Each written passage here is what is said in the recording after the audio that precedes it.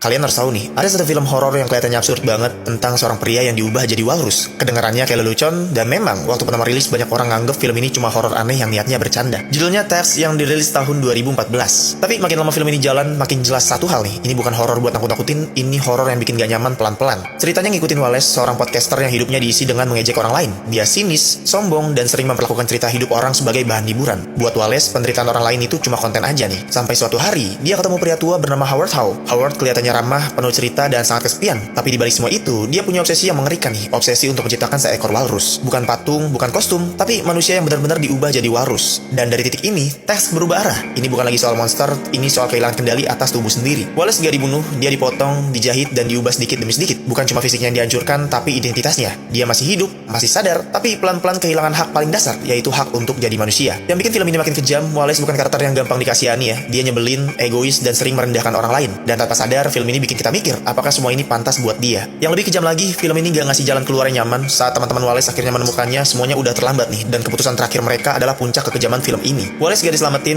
dia ditinggalkan dan dibiarkan hidup sebagai seekor walrus, tanpa suara, tanpa bahasa, tanpa identitas. Dan di momen itulah, Tess berhenti jadi film horor dan berubah jadi pertanyaan yang gak enak nih, lebih baik mati atau hidup tapi bukan manusia.